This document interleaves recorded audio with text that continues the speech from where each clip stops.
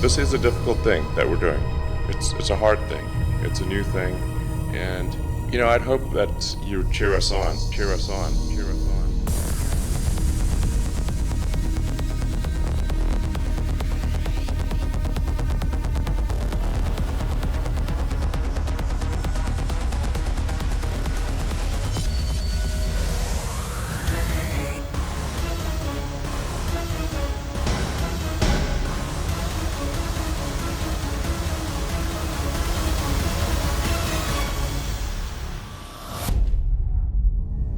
3, 2, 1, and liftoff.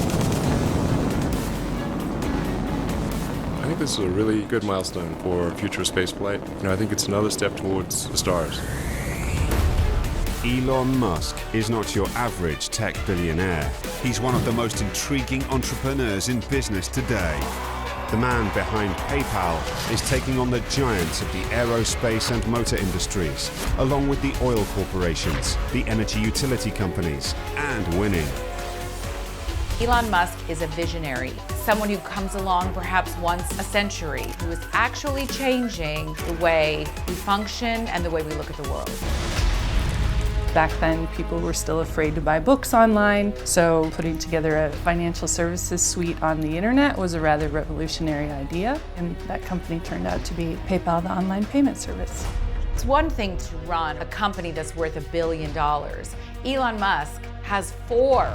My personal ideology is kind of split right now between trying to be helpful on Earth-related stuff, which is sustainable energy, and then trying to advance space technology so we can establish a self-sustaining city on Mars. From AI to disrupting the car industry to Solar City. I mean, how many other people can say, I have my own rocket company? Not many. In terms of space, Elon's completely changed how we think about everything. When you look at what SpaceX has done with their reusable rockets, we are seeing science fiction of the 1950s coming to life. Rockets land as they always were meant to do. It's really trying to land on a postage stamp there. Astonishingly difficult, so Mars does beckon. I am very convinced this is going to happen in my lifetime. You look at Tesla alone, it's changed the way that automobiles will be forever in the future. He's truly broken down the wall that was impossible to break. And now we're in a situation where all of the big car companies are switching massively to electric cars. And that is a revolution done by one man. He's almost like a real-life Iron Man in what he's doing. There's a lot more that will happen before his story is over, so I think we just get to watch and be excited and see what comes next. A lot of people think that successful entrepreneurs are just happen to be in the right place at the right time with the right product or right service. That's untrue. Why are they not content with 25 million when they sell the first company, then go into a second company for another 50 million, or a third company where they fail and go into another one? Serial entrepreneurs are driven.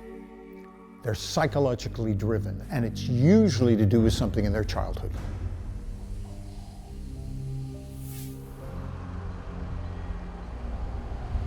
Elon Reeve Musk was born in Pretoria in 1971, the son of a Canadian mother and South African father.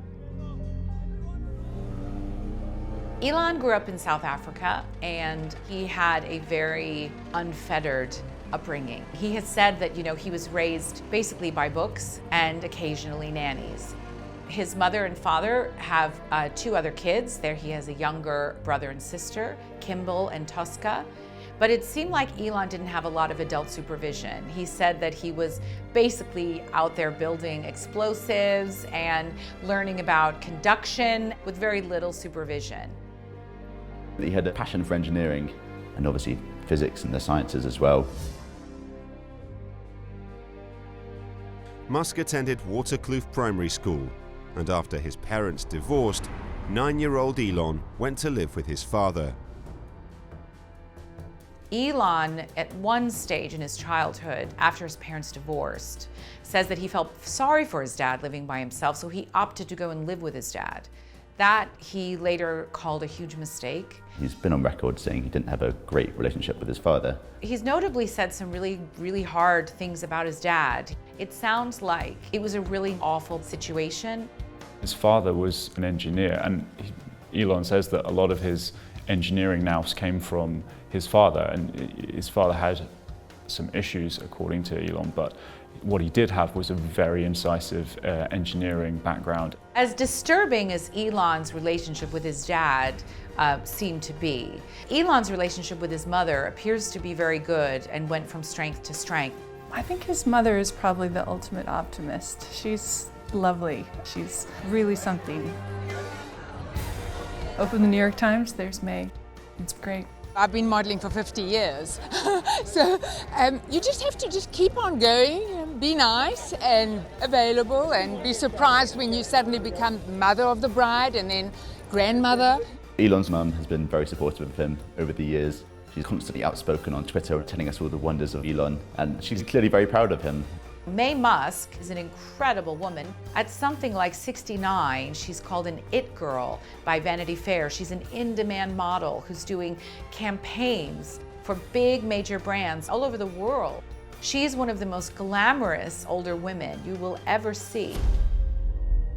Despite the fact that Elon says he tried repeatedly again and again and again to try and repair his relationship with his father, at this stage he's just given up because he doesn't believe his dad is capable of change. He's talked openly about how as a child he spent a lot of time alone. He says he can still remember the sound of an empty house, footsteps far off in the distance, and he never ever wanted that again.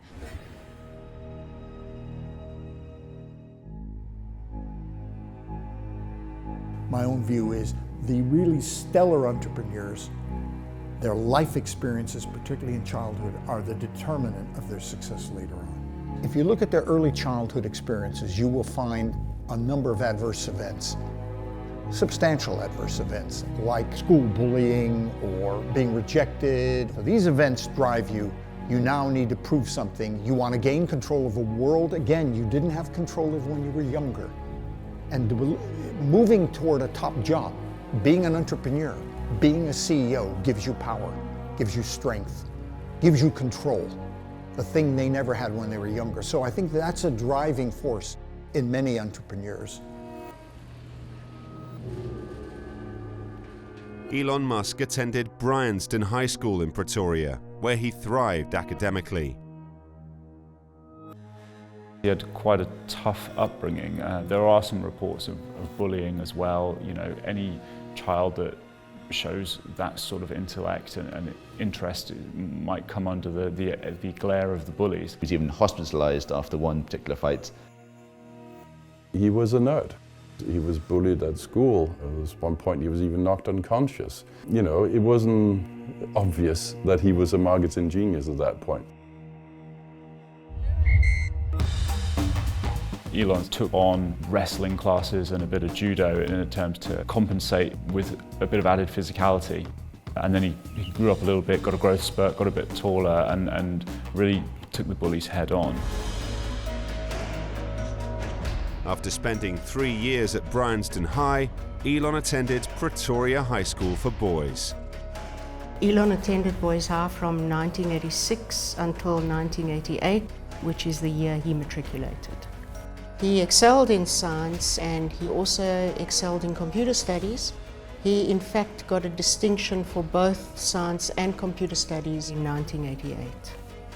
I do recall his grades because I have them in my mark book, and he was definitely top of the science class. I've taught many boys over the years, and Elon did stick in my mind. You know, I can't tell you where every boy sat, but I can remember Elon sitting at the back of the classroom getting on with his work. He wasn't one of the boys that wanted attention all the time. We always take a lot of pride in all of the boys, but from a personal point of view, having taught Elon science, I'd like to think that I made a small input in his formative years. I've read he would like to go to Mars. I'm hoping he'll do that a lot sooner, but Star Trek style, so he can invite me there. Elon Musk was always different. His entrepreneurial ventures started early. In 1984, a science fiction-inspired tech success gave a hint of his future when he sold his first commercial software. He started working on computers at the age of 10, working very hard on it and being very clever in developing programs. He developed a video game called Blaster. He famously sold this to a PC magazine for $500. Elon was asked about what sets him apart from other people, and he himself said there were things that were very obvious to him growing up that other people didn't understand. How conduction works, how light and wires make a light switch go on. Things that to him were immediately clear and obvious, whereas other people didn't automatically, especially when they're like 14, understand what was going on. You played a lot of chess, and as a result of that was always sort of thinking ahead. In chess, you play to think moves ahead. So even when he was younger, I think he was looking at ideas for what might make a good business in the short term, and then what could be part of a grand plan further on.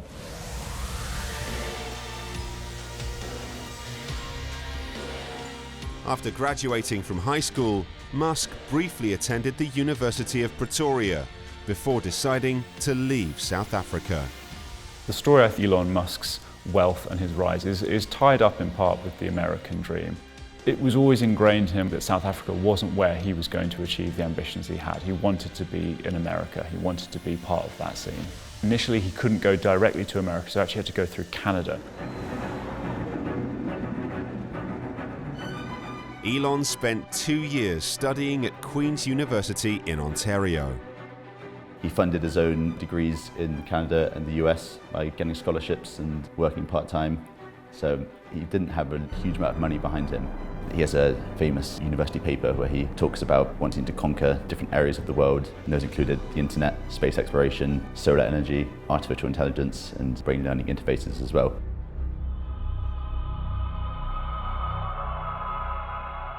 Elon Musk married his childhood sweetheart. They met at university.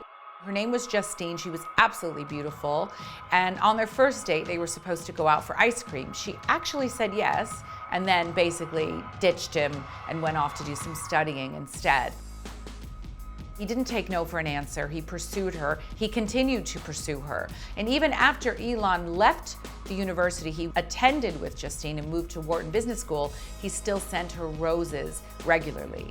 When Elon Musk is interested in you, I think he comes on like a steam train, or an electric steam train perhaps. But Elon Musk is unstoppable. He sees what he wants and he does everything he needs to do to get it. He's like that in business and he's like that in love.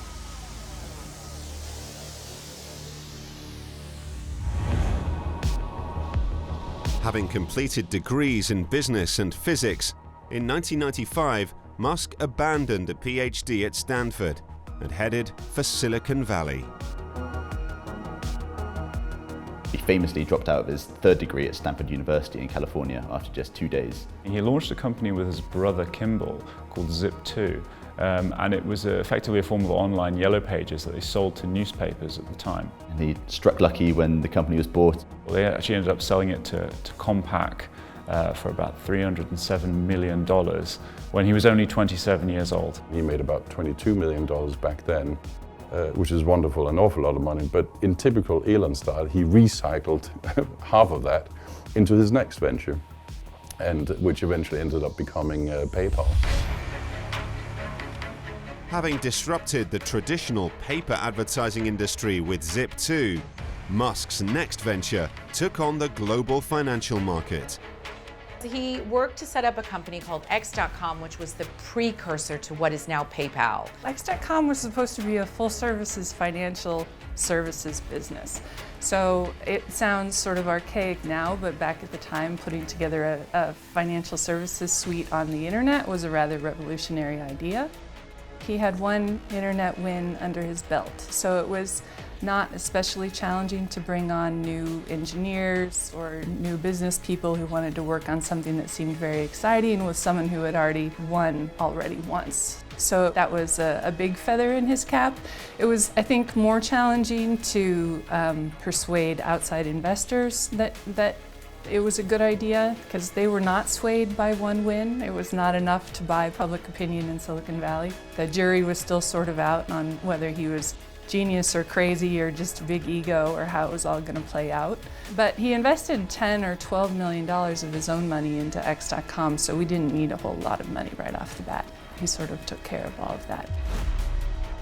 Musk was revolutionary in his strategy at X.com, gifting new customers cash rewards and creating peer-to-peer payment systems. My initial impressions were just that he was very focused and very passionate on what he was about to do. It seemed very clear early on that Elon was not playing by the standard book of life or business or anything else. So I was just going to be along for the ride. At the beginning, Elon wasn't easy to read at all, mostly because you just had no idea how he was going to react to anything. I had no experience with someone who thought the way that he did, or talked the way that he did, or had as much confidence about what he was doing and in himself as he did. That was so foreign to me as someone who grew up in Iowa. Or maybe it's foreign to everyone, I don't know. PayPal was voted one of the 10 worst business ideas in 1999. Elon Musk was instrumental in the company's focus on a global payment system, which would change the course of the internet. People probably know him mostly from PayPal. That was when he really first came to public consciousness. PayPal was how are we going to turn finances into an online transaction? How are we going to make it easier? How are we going to make it more efficient? It sounds sort of obvious now, but back then people were still afraid to buy books online, so asking them to put all their financial data in one place was not a solid proposition. The goal of the company that we were building was always trying to do something very positive for humanity. And he was thinking about space and solar panels and all of that way back then, so we knew that this was sort of a stepping stone on the way to grander dreams. PayPal soon became the online payment system of choice, from a few thousand users multiplying to more than 1 million within months. The person-to-person payment side of things took off so quickly that we were gaining traction like crazy. And then the online auction market took hold of it and it blew up into this huge thing, and we were adding tens of thousands of new accounts every day, which at the time was fairly unprecedented. Elon was very hands-on in all aspects of the company. It was his money, after all, that we were all playing with. So I think when it's your money on the table, it's in your best interest to be very involved in all the details. Every day was a new sort of fire, right? Every day something was burning down that needed to be addressed. We had a customer service nightmare where soon after launching the service, we had thousands and thousands of emails in the queue because people didn't understand, again, the early days of the internet, they didn't understand how to get their money out. And so they would freak out and call in or email like 12 different times. So we had 2 million emails in the queue and we only had 10 customer service people dedicated to dealing with that. And so we really had no idea what we were going to do. Customer service was enormously expensive in California. And so I said, you know, this is going to sound crazy, but I have a huge extended family in the Midwest. I could train them all to do customer service at home. Elon laughed at first, and then a couple of hours later came back and said, all right, get on a plane. So I went out and taught 10 of my family members how to do customer service from home, and then my sister ended up hiring 12 stay-at-home parents in a small town in Nebraska who started all working from home. And they were so good that we ended up building a customer service center in Omaha, Nebraska, which now employs 1,800 people. And that turned out fantastic. We went from 0 to 100 people in 6 weeks out in Omaha. And that was probably the most challenging thing, but we were a little short of options, so. Led by his passion for perfectionism, determination, and a heroic work ethic, Musk has succeeded in markets that were previously considered impossible to conquer. He's always had higher expectations for himself than he did for other people, so he pushed himself very, very hard. There's a lot of pressure on him because he has a lot of expectations, a lot of responsibility. to his shareholders, to the capital that he has sourced, to his staff, his colleagues. So there's a lot of demands. So you can't just say, you know what, this is all good and great. I'm just going to take 6 months off. You know, why? Because I've got 20 billion, so it's okay. No, it doesn't work like that. As the stakes get higher and the more people that get involved, there's more pressure on that front. But I think that he looks at it and turns away. What drives Elon, what pushes him, I don't get it, but he's making changes in the world because he doesn't ever stop and rest. He just keeps going. Elon Musk is famous for his work ethic, which is non-stop. I think he also has two modes, stop and go. He works around the clock and he expects everyone else to do the same. Elon was up at all hours of the night working. He would send emails at midnight or 1 or 2 a.m. and just be very focused on some problem that we were trying to solve. If you hear stories from SpaceX in the early days, people were really struggling to keep pace with him, but that's how he works, and if you can't keep pace, you're out the door. I thought he was a good boss. And sort of infamous now that he runs through PR people very quickly, but at that time, I thought I was just going to be like a normal PR person. So Elon wasn't really going to have any of that. He expected a lot of his people, but we all expected a lot of each other. I mean, that's how you get it done. In the culture of startups, the expectation is that everybody is working all the time. You get there at 9 or 10 in the morning and not leave until 9 or 10 or maybe after that at night. And Elon was definitely working until midnight every night. That was just what we did. And it was exciting. Rarely did anyone complain about that kind of thing because you really felt like you were changing the world.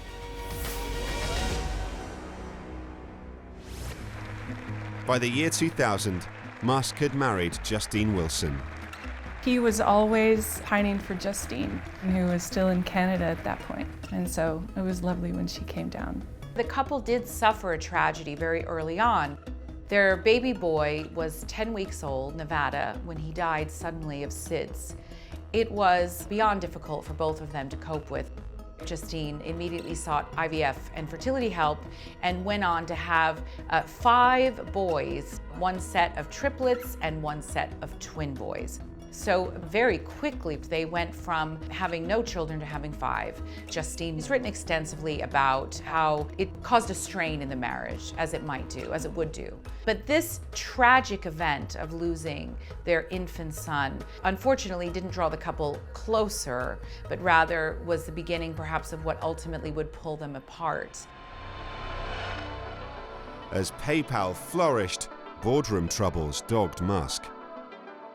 An internal disagreement with the board resulted in Elon being ousted from his own company.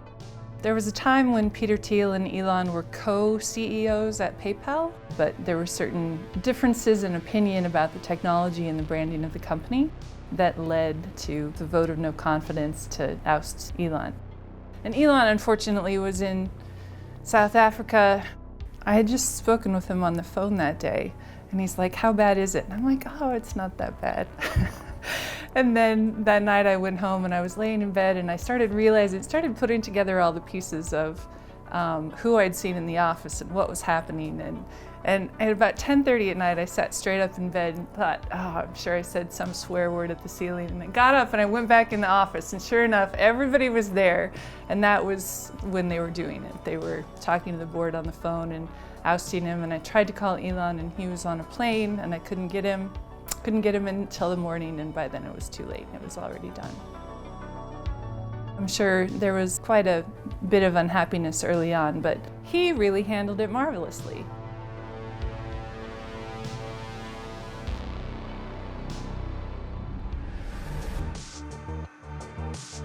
Musk left PayPal, but as the largest shareholder, remained in an advisory role. His next windfall arrived in 2002, when eBay bought PayPal, leaving him wealthy beyond belief. That was where Elon started to make some serious money. He cashed in about $165 million. Wonderful. What was amazing is he plowed almost all of it into these new business ventures. He didn't put any aside for himself, didn't think of sort of personal gain in the short term at least. a lot of us would have just retired. He made the money in PayPal. He could have just stopped and, bought a place in the south of France and said, I'm retiring, I'm 28, and be done. But he ended up starting 3 other billion-dollar companies. He took 100 million and put it into SpaceX. 70 million ended up going to Tesla and about 10 million going to Solar City. Most people will say 165 million, I'm set for life, that's it, where's the beach, let's go. Not Elon. And I have a lot of respect for that. Ladies and gentlemen, please welcome Elon Musk. In 2001, Elon established the Musk Foundation, delivering solar energy systems to areas of the world struck by natural disasters. He also pledged to give away at least half of his wealth to philanthropy. A lot of people think that entrepreneurs are driven by money, and that's why they're serial entrepreneurs. They want to make more and more. Really, after you make 50 million, you need to earn more money? Not really. That's not a good driver. They're not driven by money at all. He's aware of it, no doubt. I mean, if you got 20 billion floating around, I'm sure you would have noticed. But I don't think that's the main driver for him. I really don't. I think he's got a bigger vision beyond this little thing called money. But money helps him execute the dream. So it is a necessary thing. It's certainly not the pursuit of money at this point. I think he realized we're here, and it's more interesting to spend time doing something that you find meaningful in your heart, and that's what he's doing. It's almost like a drug. Once you've done one successful thing, you want to do the other one, you want to come up with a new vision, you keep learning. It's just a way of being. He'll be bored on the beach. It has to be a very big, world-changing goal for him to get up in the morning. That's just the way he's wired. So I don't expect that to stop. I think it actually is going to make a difference to the world if we transition to sustainable transport sooner rather than later. We're not doing this because we thought it was like a way to get rich or anything. Like I said, I thought maybe 10% chance of success at the beginning. I thought I would just lose all my money, and almost did. So it's not like it was came very close to losing everything. Falcon 9 has cleared the tower. Having conquered cyberspace, Musk's next mission would focus on outer space. In 2002, he launched one of the most revolutionary businesses of our time, focused on shaking up the space industry. The pivotal breakthrough that's necessary to make life multiplanetary is a fully and rapidly reusable orbit-class rocket. This is a very difficult thing to do because we live on a planet where that is just barely possible. In the last 12 months or so, I've come to the conclusion that it can be solved. And I think SpaceX is going to try to do it. We could fail. I'm not saying we're certain of success here, but we're going to try to do it. He'd already been talking about energy and transportation and space. I was like, why space? He's like, space is cool. All right. No one thought he could do what he's done when he first set out to achieve his goals. I mean, this random South African coming along in the 2000s and saying he wants to build a rocket that can land itself back on the ground, can take things to orbit for 10 times cheaper than anyone else. He was laughed at the room in most places. They kind of ignored him at first, and then he kind of put his money where his mouth was, literally. He famously went to Russia once to try and buy some rocket engines off them and was laughed out of the country basically by their engineers. So he came out to the US and he built his own rocket. We were still used to NASA, space equals NASA. But when Elon Musk started to experiment with these new rockets, we realised that Elon Musk and SpaceX is a serious space player. Everything looking good for the beginning of today's spacewalking tasks. The first 3 SpaceX launches failed, which sparked skepticism in many investors. Vehicle on course, on track.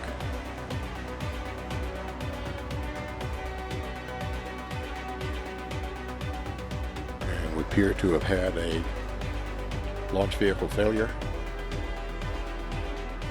Spaceflight is a tricky business. I mean, it is definitely difficult, and I think we forget that sometimes. We see launches and landings as routine. It's a huge amount of energy and dangerous substances, and that work is very hard. Look where we are today. The critics have been silenced. Just 1 year after founding SpaceX, Musk invested in Tesla Motors, an electric car manufacturer aiming to produce a power-packed, zero-polluting car. Over the next several years, Tesla would take the lead in a niche market. Our goal was to really try to create the best car in the world in order to show that an electric car can be the best car in the world. A lot of people have this perception that electric cars are compromised, that there are issues with electric cars, and that if you buy electric, it's because you have some sort of electric fetish. What I think is incredibly important is to break that perception and show that indeed an electric car can be better than any gasoline car. Cars were always a big deal. He had that F1 McLaren show up very early on in the X.com days, and there was a Jaguar very soon after that, and he liked them all very much. Anything that was rare, expensive, and cool.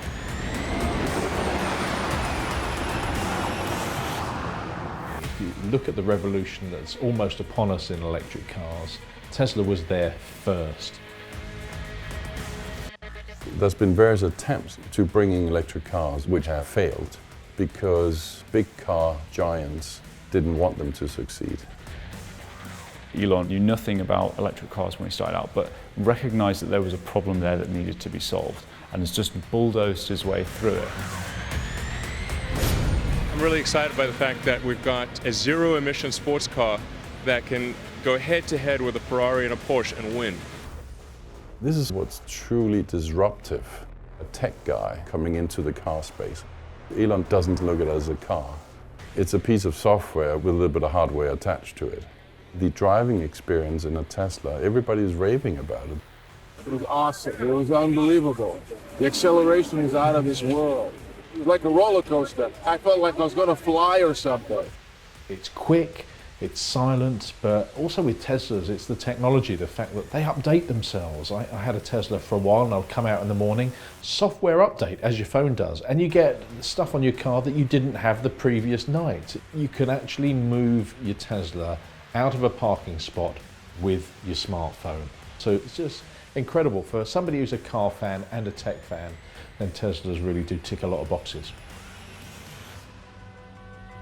The future is electric. In the future, we won't be filling up for petrol. Elon has understood that for a decade. Already you're seeing countries across Europe, France, the UK, all saying they're going to ban the sale of petrol cars in the next 10, 20 years. And that's pretty much thanks to Tesla. In the face of massively declining oil prices, I think it actually becomes more urgent that the auto manufacturers transition to electric and put a huge amount of effort behind their electric vehicle programs. What's amazing is how the rest of the auto industry is sort of following. They had this lithium-ion cell technology that other companies really couldn't match. There isn't a car company in the world who isn't looking at an electric vehicle. There's probably not a car company in the world who hasn't taken a Tesla apart to see what's going on underneath. At Tesla, we've open sourced our patents, so we're trying to be as helpful as possible for the advent of electric vehicles. We've also said that our supercharge network, we're happy to have other car makers use that network. We're really doing everything we can to accelerate the advent of sustainable cars.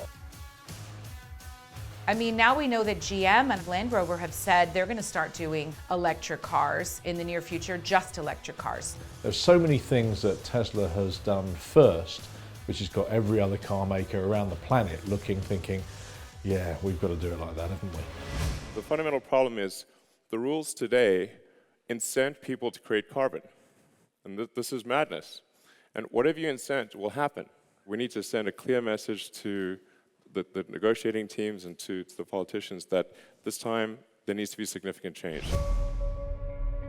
An essential part of Elon Musk's tale of triumph is how close he came to complete disaster. By his own admission, 2008 was the worst year of his life. His companies were battered by the economic meltdown. 3 failed launches left SpaceX hanging in the balance, and Tesla was on the verge of bankruptcy. Elon was widely assumed to be finished. He certainly has his ups and downs, and believe me, it has been lots of ups and downs. He seems to have the media on his back almost permanently, but that seems to be the price of success. In the early years, it really came down to a knife edge as to whether or not SpaceX was going to make it, whether or not it was going to go bankrupt.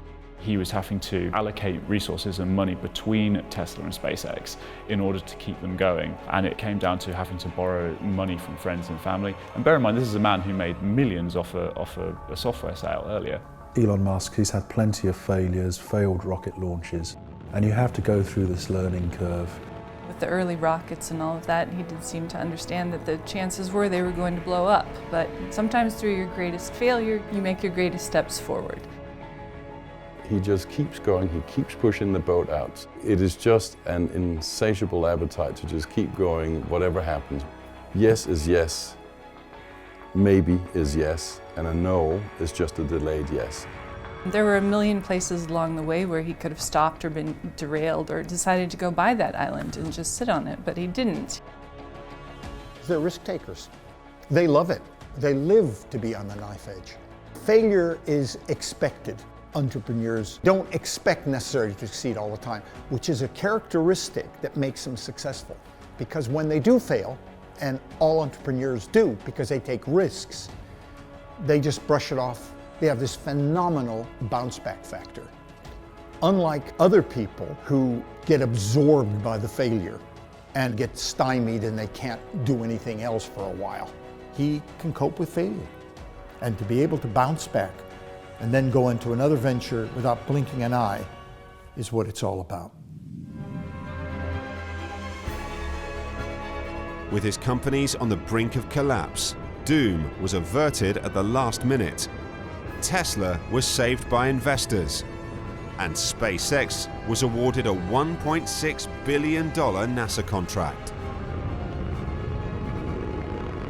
The SpaceX team is incredible. They are really pushing the boundaries in terms of where we're going forward with exploration. I think humans are naturally driven to do this, and this is really the beginning, I think, of human beings leaving low Earth orbit. I certainly plan on being around to see that. In 2010, Elon launched his Dragon spacecraft to the International Space Station. SpaceX became the first company to dock a private spacecraft with the ISS, which was, at the time, amazing. This is Mission Control Houston, official hatch opening time for the SpaceX Dragon spacecraft. Every bit of adrenaline in my body released at that point. It's obviously an extremely intense moment. Anything could have gone wrong and everything went right, fortunately. So I feel very lucky. Don Pettit giving the thumbs up there, as well as the rest of the crew. Elon Musk is developing a track record of delivering on what he says he will. So he already has developed reusable rockets. He is supplying the space station. The next stage will be to have versions of his Dragon spacecraft that are human rated. So he is actually delivering on his promise.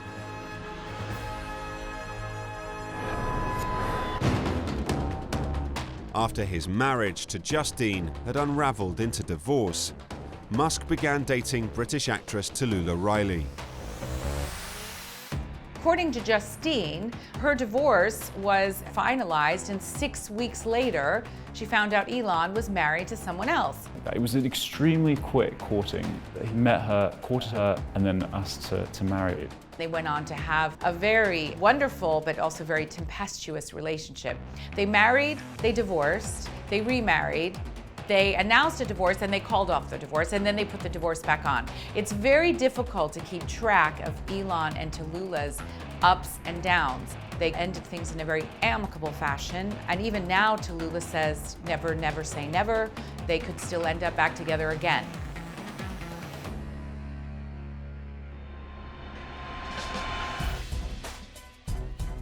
Over the next several years, Tesla would take the lead in the electric car market. Under Elon's leadership, the company is heralded as the great American auto industry success story of the century.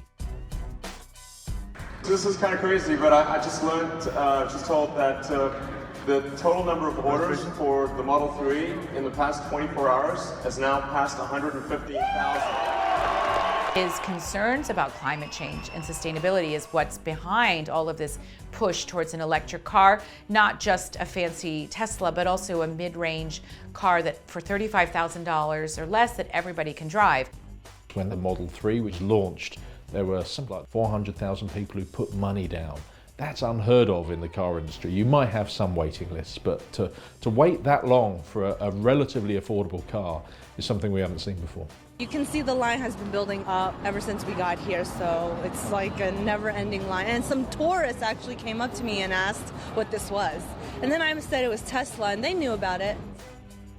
Tesla famously doesn't advertise. I don't think it needs to. There's such a buzz about the brand. Things are on track to be able to meet the Model 3 start of production timing in the middle of next year. And really excited about what's happening. Tesla's value is something that has a lot of people scratching their heads. The fact that it's a company that's not making money, but yet it has a huge value. If you look at the revenues to market cap of the car maker Honda and the value to revenue on Tesla, Honda would be trading at about 0.5 times, Tesla would be trading about 7.4 times today. So Tesla is obviously valued a lot more given the little revenue that it produces. Why? Because there's a lot of goodwill in the stock. And that's because Elon has a fan club in the investment community. And that access to capital, that goodwill, that brand, if you like, is wonderful for Elon because that does allow him to get on with other things, such as the Boring Company or his AI ambitions or whatever else crazy frontier-driven ideas he comes up with next.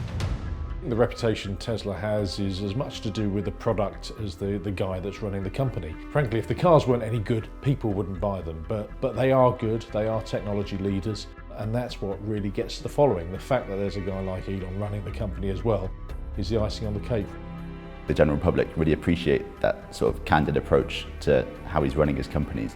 What keeps me intrigued about Musk is that if you look closely, you can see his signature in the products that he makes. So, for example, the Tesla sound system goes up to 11. It's a reference to Spinal Tap. The ludicrous mode, the warp speed that you get on the screen when you unlock an Easter egg for extra performance. It's those little details that car companies don't normally do, but Tesla just have a bit of fun with them.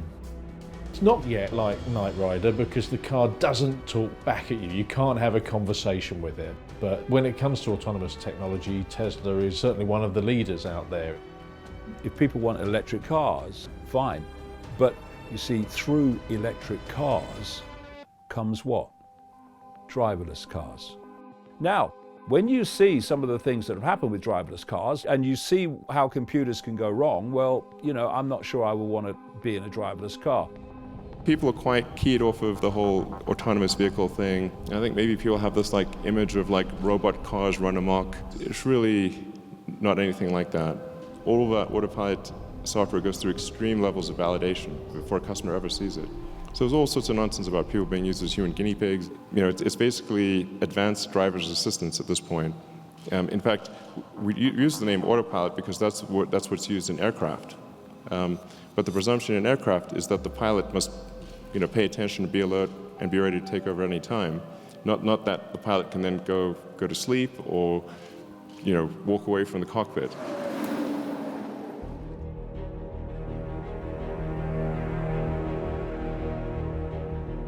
Musk is confronting some of the world's biggest challenges head-on.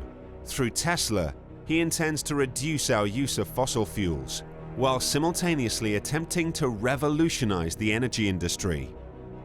A key part of his aim is to change not just energy consumption, but energy production. Elon is the chairman of Solar City, one of the largest producers of solar power systems in the United States. People in a remote village or an island somewhere can take solar panels, combine it with the Tesla Powerwall, and never have to worry about having electricity lines. Electricity lines are not the most pretty thing in the world. So being able to have this solution just works wherever you are. The fact that it's wall-mounted is vital because it means you don't need to have a battery room.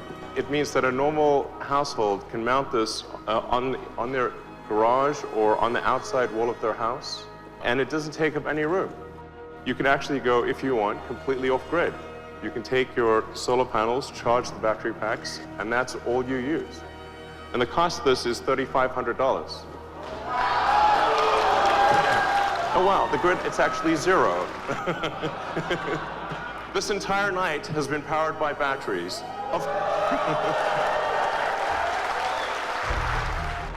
With the Solar City company that's now part of Tesla, Elon's trying to make solar panels more attractive to the mass market.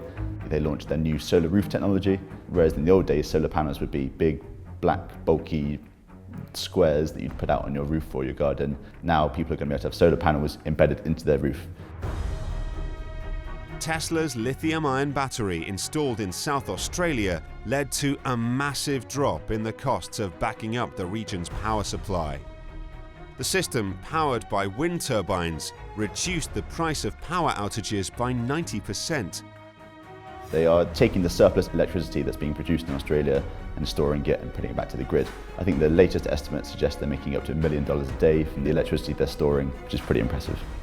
That came from a bet that he made over Twitter. So it was an Australian businessman, and they were discussing about the feasibility of making a city run on solar power, and a bet was issued to Musk about, can you do it in this much time? And he went, I'll take that bet. Put the batteries in place, had it up and running within the time scale, all for a billionaire's bet, and that's what came of it. We have reached an agreement with Tesla Motor Company, subject to legislative review and approval, that will enable Tesla to build the world's largest and most advanced battery factory right here in the Silver State. Why do we even call it the gigafactory? It's because it's actually going to be, it's not just going to be the biggest lithium-ion battery factory in the world, but it'll actually be bigger than the sum of all lithium-ion factories in the world. So it's difficult to quite describe in words, but it's a heck of a big factory.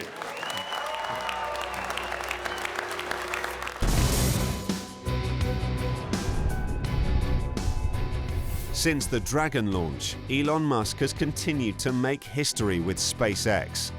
When the Falcon Heavy rocket launched in February 2018, it heralded the start of a new space race. This is a big deal. This is kind of the Super Bowl of rocket launches. Elon Musk and his team just proved that the Falcon Heavy works, which puts us now in a completely different realm. What we can put into deep space, what we can send to Mars. Lifting off from the same launch pad that sent the crew of Apollo 11 to the moon, the mission represented a new era in the progress of spaceflight.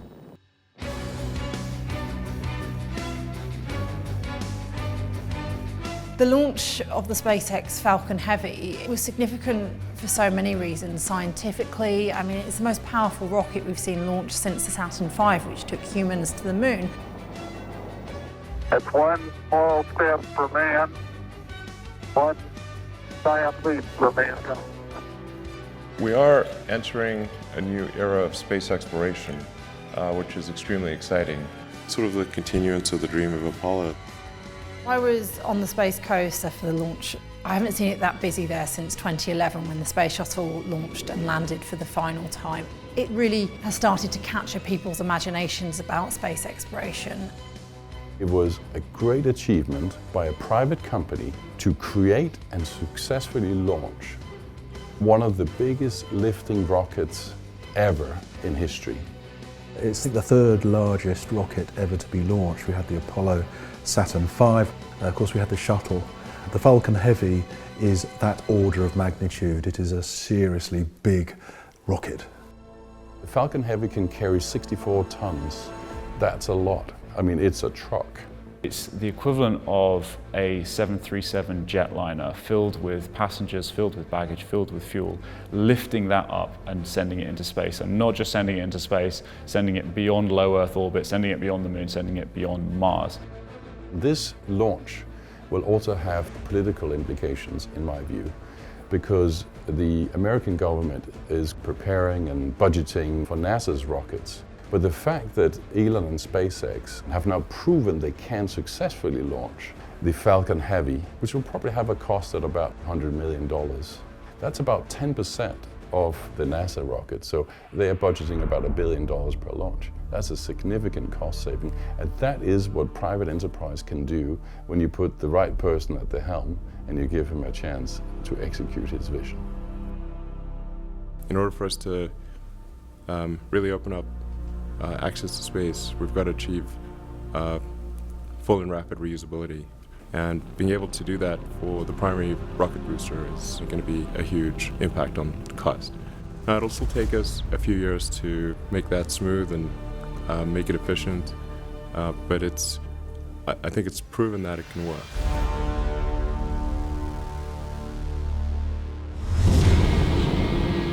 Of all Musk's innovations, developing reusable rockets could be the most radical.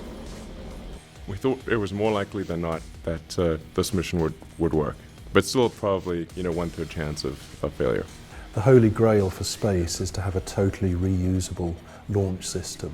So to actually see the SpaceX Falcon rockets launching its spacecraft into orbit and then coming back down and performing a pinpoint accurate landing on a floating platform at sea, that is pretty astonishing. It's quite a tiny target. It's really trying to land on a postage stamp there. Just to put it this way, you get on an aeroplane and you fly somewhere, you wouldn't dream of throwing that aeroplane away, so why do we do the same with space rockets? That's what SpaceX is trying to do, and they're succeeding. They're leading the way at the moment. Elon's getting people to question why NASA is still building any rockets at all. They think if SpaceX can do it, why do we need to build a comparable rocket? We can just buy that one of them. Inside the Falcon Heavy rocket was a plaque with 6,000 names of all the SpaceX employees that worked on the project. And that just shows that he's willing to really value the people that work for him. Elon Musk's aspiration is to eventually put all of his efforts into developing far larger rockets, which can still launch payloads into Earth orbit, but also be capable of taking human-rated spacecraft into deep space, i.e. Mars.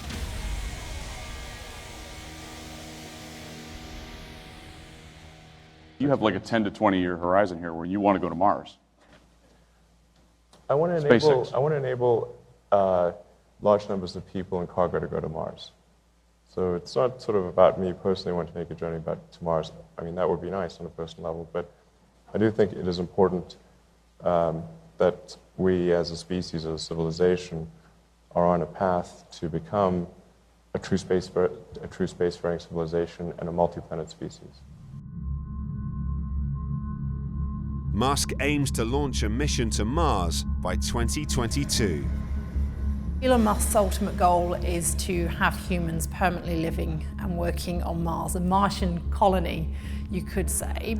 Mars is very special. It has a sky and it has landscape and large amounts of frozen water, and it has seasons. So there are a lot of similarities to Earth. The atmosphere is much thinner than Earth's atmosphere, but you've got carbon and then you've got oxygen, so you could potentially use what's on Mars's atmosphere as resources. It's a very terrestrial environment. It appears to be a home from home, but is it? It is possible in our lifetime to send a rocket to Mars, manned. I do think that's possible. Do we want to do it? Do we want to pay for it? That's a different question. There's a lot of questions, there's a lot of hurdles, but as long as something doesn't break the fundamental laws of physics, we can do it. Mars is reachable, and I'm sure we will devise the means by which we can live there. But there are many questions and challenges before that can be achieved. So let Musk say he's going to do it, because he probably will. If he maintains this momentum, I see no reason why he shouldn't be landing spacecraft on Mars.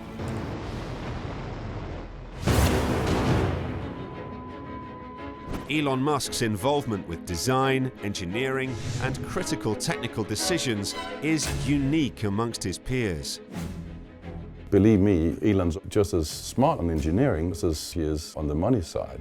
Even in the earlier days of Tesla and SpaceX, he could easily have said, let me put in some of my cash in there and we'll put some clever technical people and I'll just run it. I'll be the manager, I'll be the CEO or whatever. To actually be able to get so involved on the engineering side, that's amazing. But that's what he did, because deep down he is an engineer.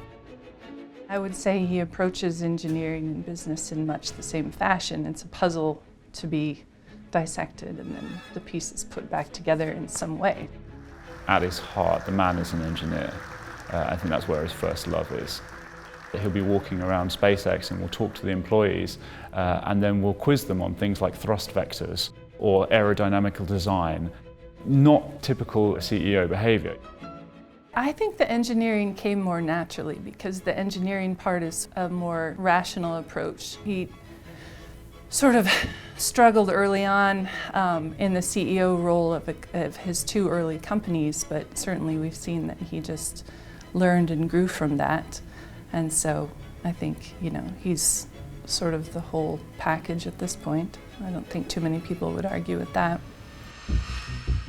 Some entrepreneurs are more socially skilled than others, but they're not necessarily socially skilled because they're too focused.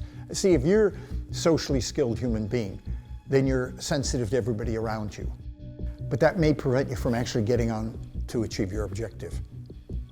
And they have objectives in mind, and they are ruthless in the sense of trying to achieve that objective. Not ruthless in the way they treat other people necessarily, just in making sure that they're on their own timeline to achieve that objective.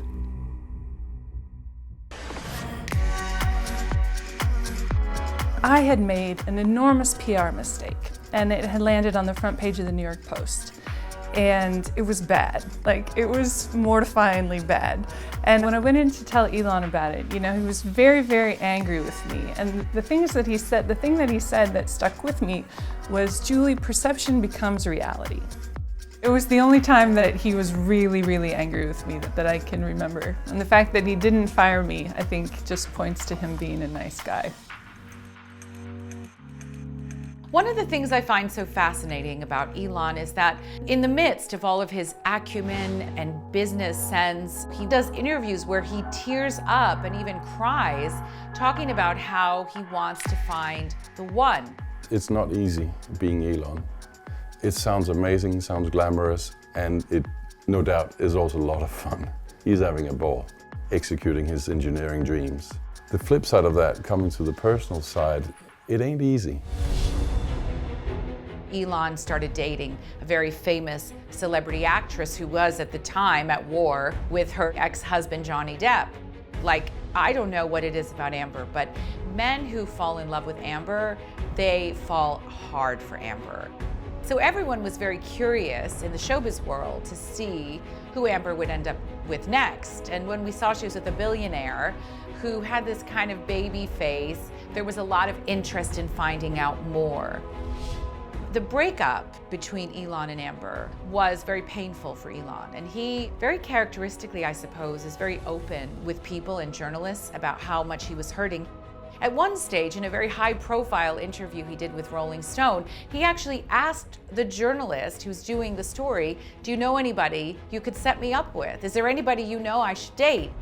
For a billionaire guy who is, let's be honest, decently good-looking, to be out there talking about how he wants to find a nice girlfriend, it's just something you don't see come along very often.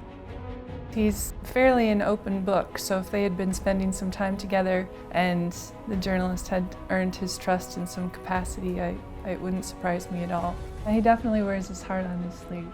I would say he's a big softie underneath. I mean, Elon is so honest and vulnerable, and I think that's why people find him so incredibly endearing. There are a lot of technological dreams that Elon Musk would have for himself over the next 2 decades. But I think as much as he wants all of that, I think Elon Musk would like to be happily in love.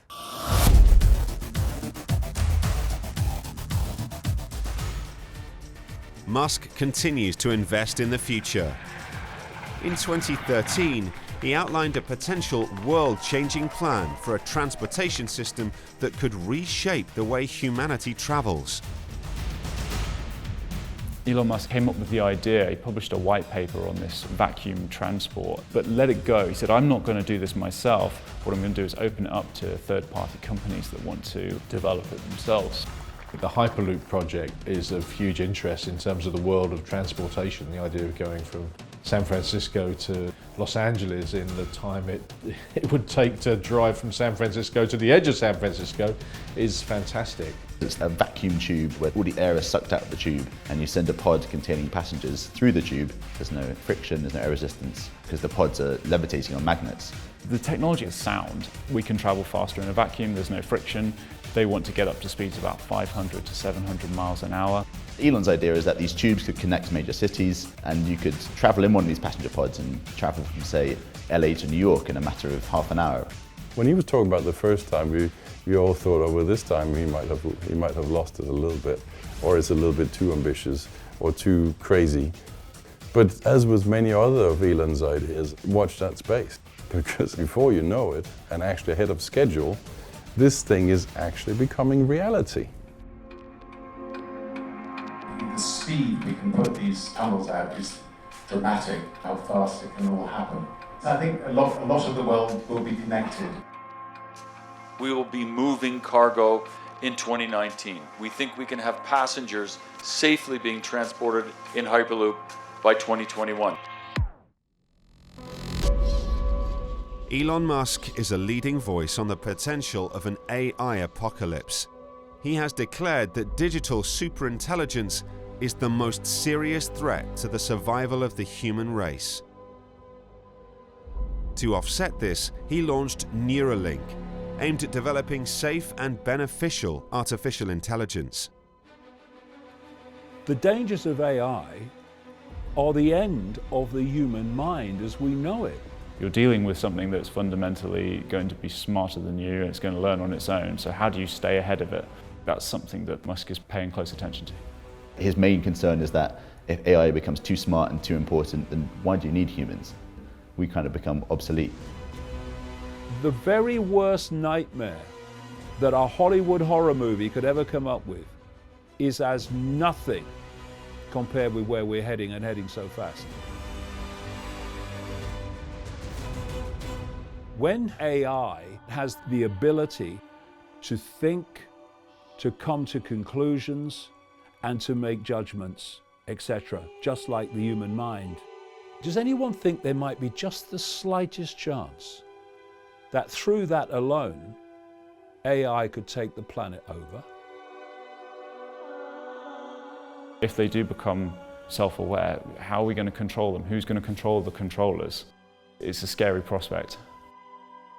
What is its potential to take over everything? You know what its potential to take over everything is? 100%. It's the end of humanity. When software rises up and becomes all-powerful, where are we going to look to? We're going to look to the titans of industry to provide a counterweight.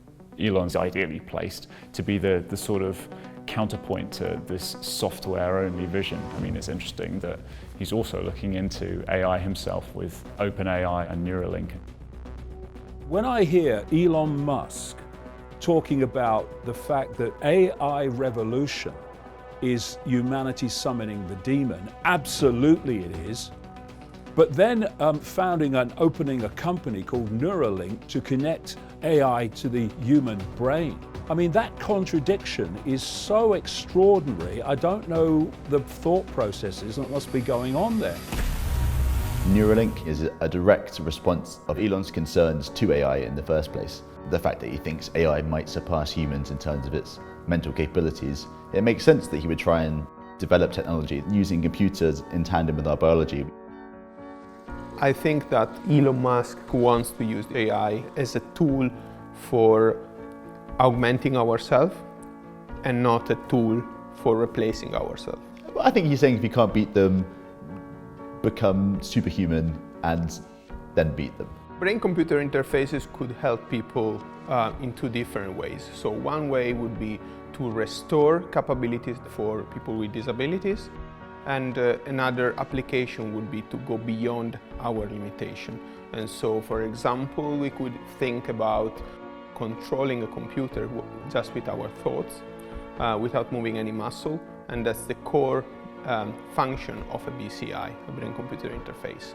So there are a lot of different scenarios in which you could apply this technology. We are talking about critical decision-making in the military, in a warfare scenario, or in a health sector. So whenever we talk about hybrid humans or human and machine or cyborgs, we are all talking about the same thing, I think, which is using technology to augment our capabilities, and that's it. Musk's skepticism about the potential risks of AI technology has led to a public clash with Mark Zuckerberg. I am optimistic about the future of AI. I think that AI is going to unlock a huge amount of positive things, whether that's helping to identify and cure diseases, to help cars drive more safely, to help keep our communities safe. Are there going to be issues along the way? Of course there are. No technology comes out fully formed, and we need the pioneers to be able to go work on this and get to the state that we want. I do think it's very healthy that we have such technology giants fighting it out publicly so that we can all form an opinion about it. It's a spectator sport now for the rest of us. Mark Zuckerberg sees Elon as a naysayer and someone who's trying to stop the development of AI. I can see both sides of the argument. I would probably side slightly with Mark Zuckerberg in the sense that I think we will be able to control AI enough to keep humanity safe. I wouldn't bet against Elon. You know, if Elon thinks that AI is going to take over and eventually decide that us irrational humans are unnecessary, I would trust him. You know, he hasn't been wrong about a lot. The debate is either it's a good thing, we must do it, it's a bad thing, but we still must do it in another way. We should stop doing it immediately before the line is crossed where humanity is no more. We need policies, we need to start thinking what is a good application of BCI and what is not. We need to be the one with the control, being able to push a button and disable the AI at any moment. Artificial intelligence can generate quite successful content. However, rather than replacing humans, I prefer to see us working together. We both bring unique skills and talents to the table. There's going to be a difference between what's doable and what's acceptable. And this is something that Elon is not going to decide. This is something that Mark Zuckerberg is not going to decide. This is you and I and everybody else. And hopefully that will be translated eventually into legislation.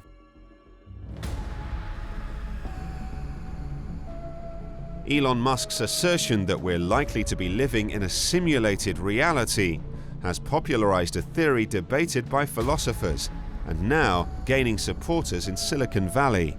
Elon Musk has said that we're living in some kind of computer 3D simulation. I don't know if that means we're in the Matrix or some kind of a Matrix. And you know, as bizarre and crazy as that sounds, Elon has been saying bizarre and crazy things that turned out to be true for a long time now. So I would say, maybe?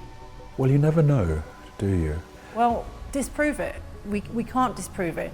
We could be of lower intelligence and there could be another species far, far, far more intelligent than us, and they're almost playing God with us.